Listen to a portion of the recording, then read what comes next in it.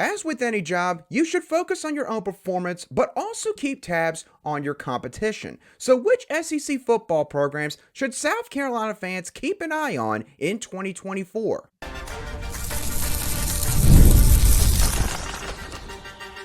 You are Locked On Gamecocks, your daily podcast on the South Carolina Gamecocks, part of the Locked On Podcast Network, your team every day. Hello, Gamecock Nation, and welcome back to the Locked On Gamecocks podcast. I'm Andrew Lyon, the host of this podcast, and also the lead publisher for Gamecock Digest over on Fan Nation. Thank y'all so much for making the Locked On Gamecocks podcast your first listen or watch for your team here today. We are free and available both wherever you get your audio podcasts daily and also on YouTube. Happy Tuesday, Gamecock Nation. Hope that you've all had a great start to your day this morning. We're going to talk a little bit of football and baseball on today's edition of Locked On Gamecocks. Mark Kingston, the baseball team, will begin SEC tournament action in Hoover against the Alabama Crimson Tide. What is the main objective that they have to accomplish in order to keep playing in the second round on Wednesday? We'll talk about that at the end of the show. But I want to start off today's show with a little bit of football talk, and more specifically, talking about South Carolina's competition. Now, as I alluded to earlier, if you want to be successful in any job or in any field, obviously the main priority should be to focus on your own task and objectives and make sure that you're doing everything that you can to be the best at your own job. But at the same time, if you want to be right at or near the top of your respective field, then you also need to keep an eye out on your competition. South Carolina's football program is no different. So I'm going to ask this question, and we're going to answer this throughout the first couple segments on today's show. Which three SEC programs will South Carolina's football program be compared to in 2024? In my opinion, the number one team that tops this list is the Arkansas Razorbacks. Now, this starts off with the background of both respective coaches. Shane Beamer and Sam Pittman, they did not take the sort of conventional path to the current head coaching chair that they sit in. Both of these coaches went from being longtime position coaches to head coaches in the SEC, something that we don't see at the Power 4 level very often anyways, much less the SEC. Neither of these guys ever served as an offensive or defensive coordinator, or at least a primary play caller in their football journeys before they became the head coaches at South Carolina and Arkansas.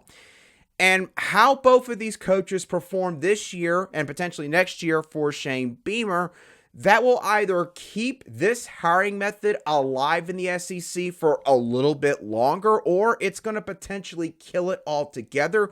We could do a whole separate show on that, but we're going to keep this centric to South Carolina. So the background of both of these coaches, that's the first reason why South Carolina and Arkansas, their on-field performance should be compared against one another here in 2024. The second reason why, and maybe potentially the biggest reason that I should have led off with, is the trajectory for both of these coaches at their respective stops has been eerily similar to this point. Sam Pittman and Shane Beamer both outperformed expectations in the first 2 years at their stops. Sam Pittman and Shane Beamer both inherited, I would say, near disastrous programs when they took those head coaching jobs. Obviously, Chad Morris at Arkansas, a lot of Razorback fans would probably try to convince you that Morris was committing sabotage, trying to kill off the program, while Shane Beamer, of course, inherited a really tough situation from Will Muschamp, who just fell off a cliff the last couple years in terms of on-field performance and quite frankly left a really crappy culture that Shane Beamer had to tear apart and try to rebuild from the ground up. Now, these two coaches both won 9 and 8 games, Pittman winning 9 games, Beamer winning 8 in their second seasons at their respective stop. However, both of these coaches took a step back in year 3. Sam Pittman only won 6 regular season games. Shane Beamer only won 5 regular season games. So, both of these coaches, great starts, fell off a little bit in year 3. Sam Pittman, obviously, as we'll talk about in a moment, continued to drop in year 4. We'll see what happens with Shane Beamer this upcoming fall. Now, another reason why both of these programs should be compared to one another this fall is the portal efforts that both of these staffs made in their third full offseason. So basically after their third season as the head coach at their stop. So Shane Beamer and the Gamecocks, they have brought in a pretty solid portal class this offseason. Their portal class, English, ranks 10th and 15th nationally, according to On3 Sports and 24/7 Sports, respectively. Now, looking at Sam Pittman at Arkansas, he brought in the number 7 and number 11 transfer portal class in the 2022 offseason heading into 2023, according to On3 Sports and 24/7 Sports once again. Now, again, as I mentioned just a few moments ago, Sam Pittman in Arkansas, they did not do very well in his fourth season in spite of the portal class that they brought in, as the Razorbacks only won 4 games. Now, you could say that injuries played a massive role in that affair, but at the same time, you could also sit there and say it was Pittman's 4th season. He's had time to build up the roster, and if you built up adequate enough depth, being in the SEC, that should not be a massive issue if you lose a few starters, even if they are key players like a Rocket Sanders or even maybe a KJ Jefferson. So, the reason why I say Arkansas is going to be the program that South Carolina is compared to the most this upcoming season is because this is now Shane Beamer's 4th pivotal season. And as we get farther and farther down this list, I'm going to explain that Shane Beamer, look, he's not on the hot seat right now. He would have to have an absolutely catastrophic year, like 4 wins or 3 wins, and you got blown out in the majority of your losses. That's the kind of season it would take for Shane Beamer to potentially get fired. But besides that, he's going to probably at least get another season beyond this year to try and right the ship. However, again, him and Sam Pittman, what they have done in the portal and recruiting and on the field, it is strikingly similar.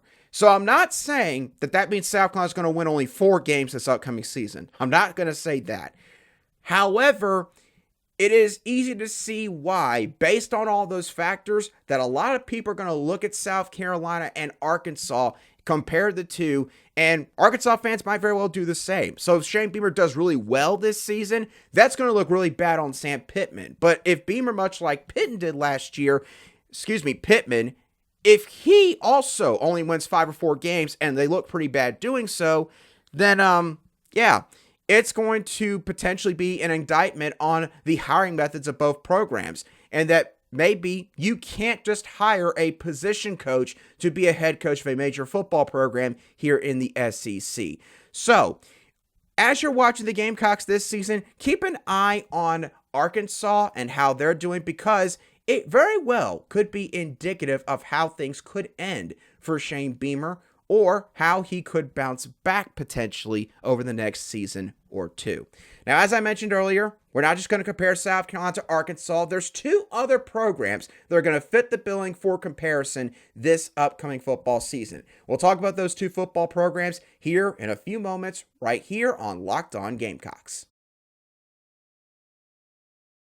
Today's show is brought to you by LinkedIn Jobs. When you're hiring for your small business, you want to find quality candidates that are right for the role. And that's why you have to check out LinkedIn Jobs. LinkedIn Jobs has the tools to help find the right professionals for your team, both faster and for free. LinkedIn isn't just any old job board. They help you hire professionals that you can't find anywhere else, even those who aren't actively searching for a new job, but might be open to the perfect role. In a given month, over 70% of LinkedIn users don't visit other leading job sites. So, in essence, if you're not looking on LinkedIn, you're looking in the wrong place. On LinkedIn, 86% of small businesses get a qualified candidate within 24 hours. So hire professionals like a professional on LinkedIn. Post your job for free at linkedin.com/lockedoncollege. That's linkedin.com/lockedoncollege to post your job for free today. Terms and conditions do apply.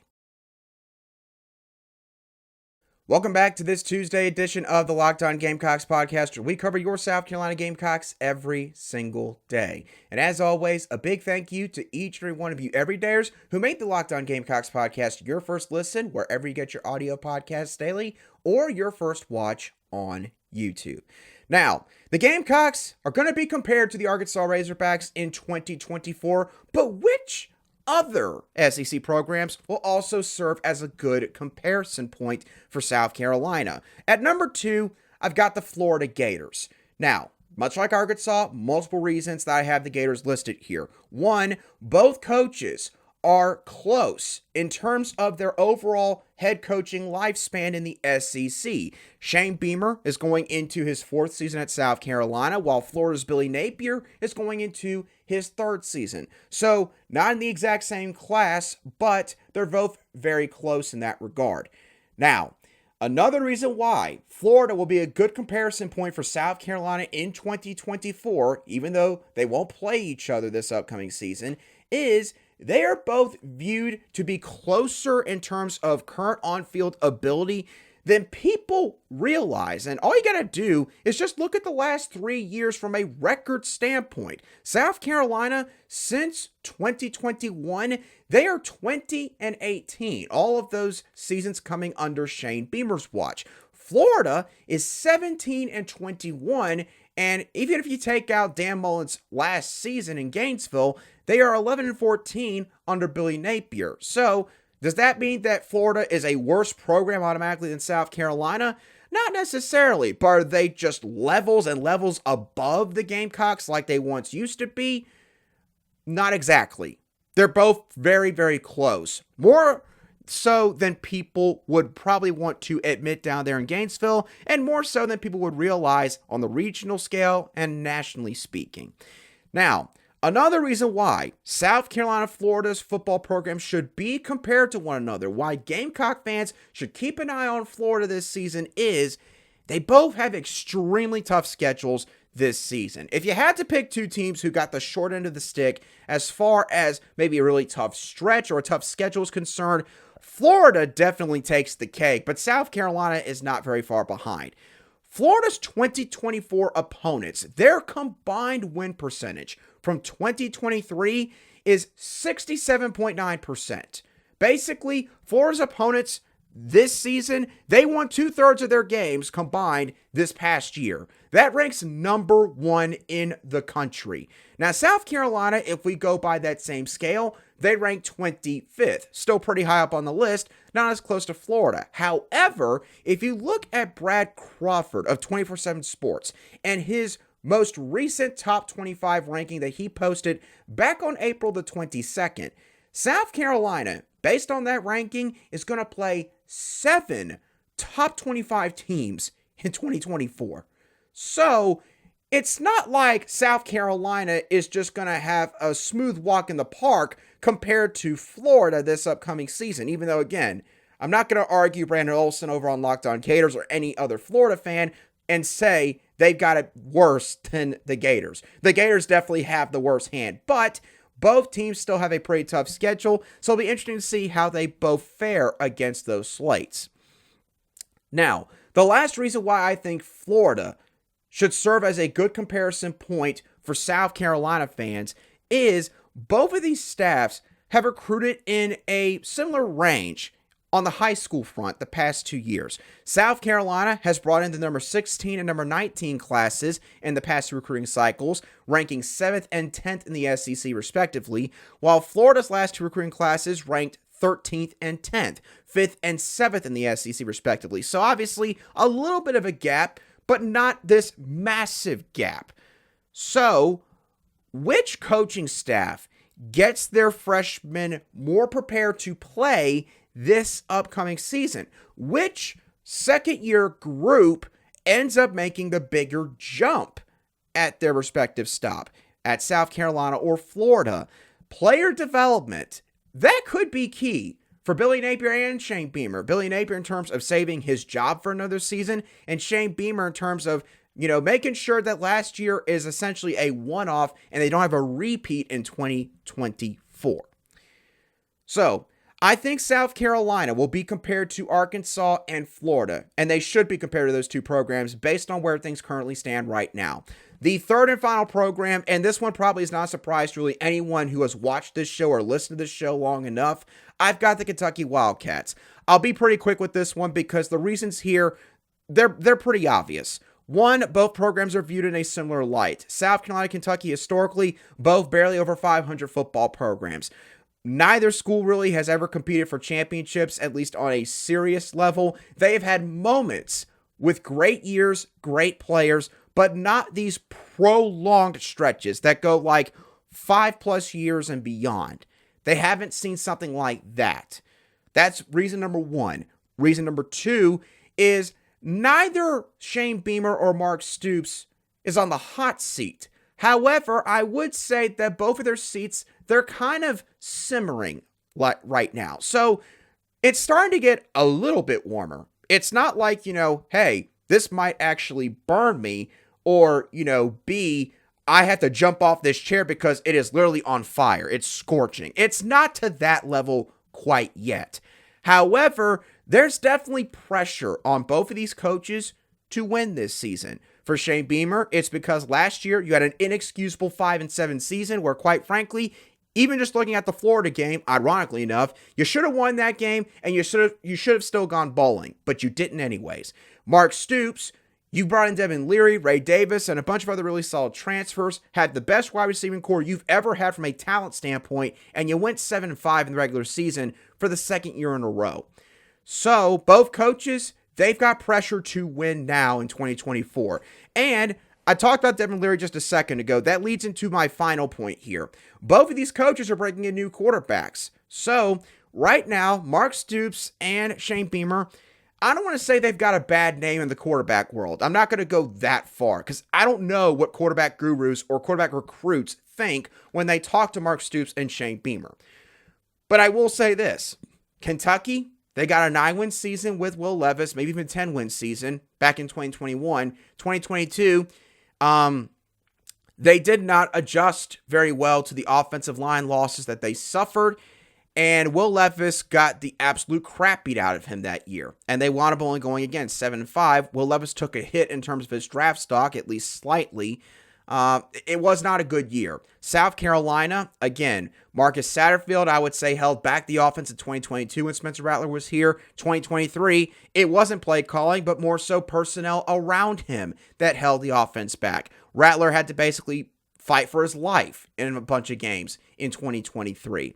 So now you get kind of like a second chance if you're both these coaches. Mark Stoops is getting Brock Vandagriff from Georgia. On paper, has always had the talent, but it never quite matriculated at Georgia. I mean, Georgia's stacked with talent across the board. Carson Beck's a great quarterback. Whole 9 yards. We get that situation. South Carolina gets Lenore Sellers, who it seems like was definitely a diamond in the rough in high school. Injury sort of capped where his recruiting ranking was slotted at. But now a lot of people, even outside of the state and even outside of the conference, are starting to look at Lenore Sellers and say, that kid could be special. So, you've got two new quarterbacks. Both give each program reason for optimism. How do you handle it this time around? Are you going to ensure that you do not essentially waste a season with those quarterbacks? Or are you going to repeat some of the same mistakes that you made in previous years? So, again, for that reason, plus where both programs stand and the situation for both head coaches, Kentucky is an easy comparison point for South Carolina football fans here in 2024. So Arkansas, Florida, and Kentucky, just keep an eye on those three programs as South Carolina goes through the 2024 football season this upcoming fall. Now, South Carolina's football program, again, they're not playing for a few more months, but Mark Kingston and South Carolina's baseball team, they are playing later today against the Alabama Crimson Tide.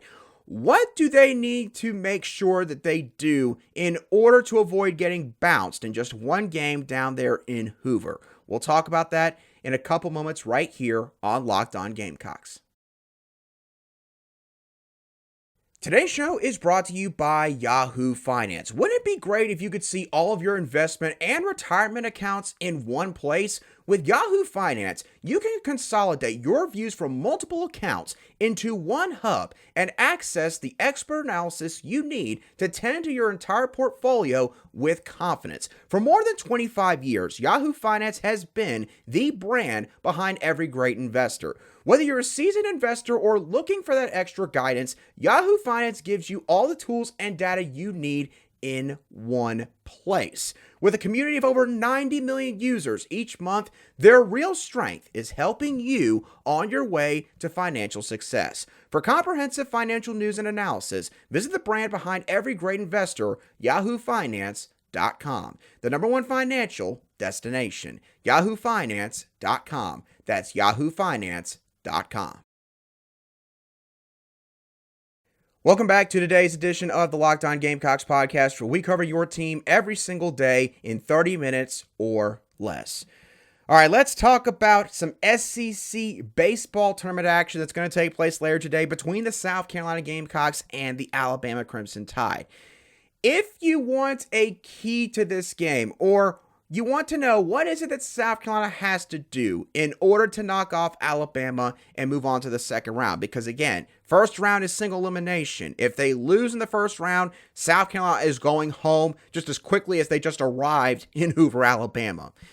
In order to avoid that happening, the Gamecocks need to avoid a repeat of the Georgia series against the Crimson Tide. Now, do not be alarmed by that statement, because Alabama, I will say this, they don't have a Charlie Condon or a Christian Moore type batter in their lineup. They don't, hit nothing but long balls all day long. That's not their entire offense. However, the Crimson Tide is quite good at getting runners on base. In SEC play, they ranked second in the league in hits, and they struck out the least amount of times amongst all 14 teams throughout that same stretch. So, this is a batting lineup that's going to fight really hard against the pitching staff. They're not going to give you easy outs, I should say. And more often than not, it seems like they're going to wear you down enough to where they're going to give themselves a chance to make a play, get runners on base, move station to station, and every so often hit a home run as well. Plus, South Carolina, again, they're playing in Hoover, Alabama, so this is almost going to be essentially a road game for the Gamecocks, because Alabama fans, easy drive for them to go to Hoover. South Carolina, not so much. And let's be honest, right now, Gamecock fans, pretty apathetic about where things are with the baseball program. So why would they spend the money to put gas in their car, go all the way over to Hoover, maybe get a hotel close by? They're not going to do that. I'm sorry. Some Gamecock fans will, but let's just be frank. Not a lot of fans are going to do that this week. So for the Gamecocks, they cannot let Alabama just get all the hits they want today. If they do, this will turn into a shootout type game where the Gamecocks offense is going to have to basically match everything Alabama does. And the batting lineup, they've had their ups and downs this year. They had a really bad weekend in Tennessee, and they do not perform well away from their home ballpark. You could say that about most teams, but South Carolina, I'm sure the splits are quite stark. Now, as far as pitching goes, the Gamecocks are giving the ball to Dylan Eskew to start today's game. I'm just going to go ahead and say I disagree with this move. It's nothing against Dylan Eskew. I think that when Eskew is used the right way, which has been hard to kind of define this season, I think he can be a solid pitcher. But Dylan Eskew gave up 5 earned runs in 2 2/3 innings of work against Alabama back on March 29th. He got rocked by this same lineup. So it surprises me a little bit that the Gamecocks are going to put him back out there again against this same team to start this game. Now, I would also imagine that with the way things have gone up to this point, the Gamecocks are just going to basically throw the kitchen sink as far as pitching goes. I would imagine Dylan Eskew, the hope is that he goes through the lineup like 1.5 times, and he doesn't get really any damage. And then you put in a new pitcher. Same deal. 2.5, 3 innings, put in a new pitcher. I think that's what Mark Kingston and the staff hopes happens. Will it happen that way? Of course, we'll see. I'll be honest, I would have started Eli Jones. I, at this point, feel like that there's been a bit of an overreaction to what has happened to Eli the past few weeks. Yes, he's not pitched very well. Eli Jones probably the first person to say that. But he pitched pretty doggone well all the way up to that point. And I kind of feel like that's being forgotten about now. So, and plus, Eli threw about, I think, 5 1/3, 6 1/3 innings against Alabama in that same series. Only gave up, I believe, somewhere between 1 and 3 runs. So he had a really good outing. So the fact you're not starting him against, again, Alabama does not make sense to me. But again, I don't get paid to make those calls. I'm not the coach. So that's just my honest opinion. So I believe the Gamecocks will pitch by committee. And again, hope that they limit the damage and the offense has enough big plays to where they can move on to the second round.